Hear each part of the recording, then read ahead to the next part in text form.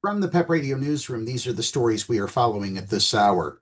A federal judge will hold a hearing Thursday on Newsom's request to block the Trump administration from using the National Guard and Marines to assist with immigration raids in Los Angeles. Governor Newsom filed the emergency request Tuesday, seeking to immediately block the administration from sending troops to help support immigration raids. The governor argued that it would only escalate tensions and promote civil unrest. Administration lawyers say Newsom is seeking an unprecedented and dangerous court order that would interfere with the federal government's ability to carry out operations. Meanwhile, President Donald Trump, speaking at Fort Bragg, called Los Angeles a trash heap after protests over his removal of immigrants. Trump has ordered members of the National Guard and Marines into America's second largest city, saying that entire neighborhoods are under the control of criminals. His vision of Los Angeles was at odds with an affluent city where an average home costs nearly $1 million, according to Zillow. "We will liberate Los Angeles and make it free, clean, and safe again," Trump said. Trump said that Los Angeles would burn to the ground if he had not sent in military forces. I highly doubt it. In fact, I highly doubt anything that Donald Trump has to say. But moving on, federal immigration raid at Omaha meat production plant sparks protests. Immigration authorities raided at least one Omaha meat production plant Tuesday morning. Omaha police and the Douglas County Sheriff said immigration officials had warned them about their plans, and their departments helped block off traffic around the neighborhood where many food production plants are located, while U.S. Immigration and Customs Enforcement, or ICE, officers worked.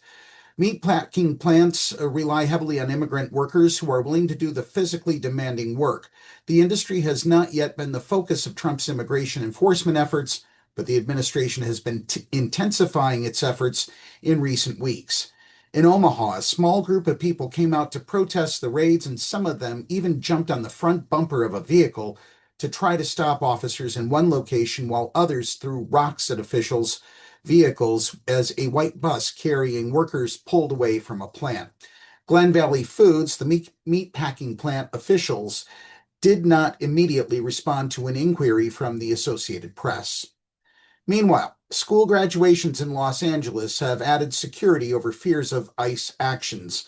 The ceremonies, which number over 100 between Monday and Tuesday alone, included a beefed-up presence of school police to intervene and interfere with any federal agency who may want to take action during these joyous times, said Alberto M. Carvalho, the superintendent of the Los Angeles School District, at a press conference this week.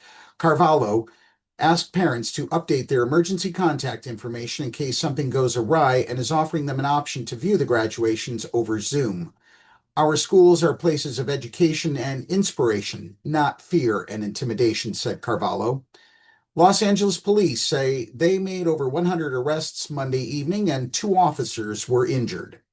96 of the arrests were for failing to disperse in the downtown Los Angeles area, where earlier in the day, hundreds had hoisted signs protesting the arrest of a labor leader during a demonstration, the Los Angeles Police Department said in a statement. One person was arrested for assault with a deadly weapon and another for vandalism. 2 police officers were injured, taken to a hospital, and released. The police department said their officers used numerous less lethal rounds and that the crowd had thinned out by the early hours of Tuesday morning.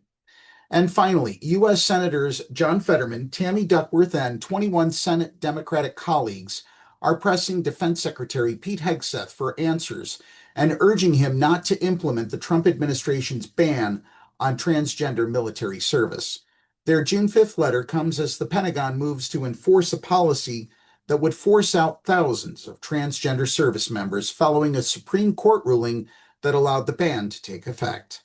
The senator's letter challenges the administration's rationale for the ban, demanding data to support claims that the transgender service members are a threat to national security and questioning the financial and operational costs of replacing experienced personnel.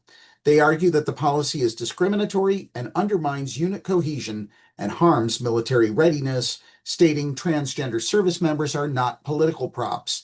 They are patriotic Americans serving honorably, and banning them from service will compromise good order and discipline, take deployable service members out of the fight, and create national security risks felt for years to come.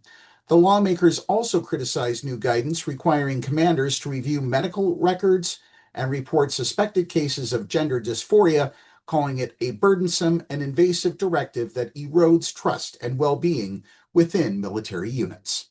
That's the news at this hour. If you are watching our videos on YouTube, please subscribe to the PEP Radio channel. Download the Live 365 app to take PEP Radio with you wherever you go. Up next, we have the Meadville area weather forecast here on PEP Radio.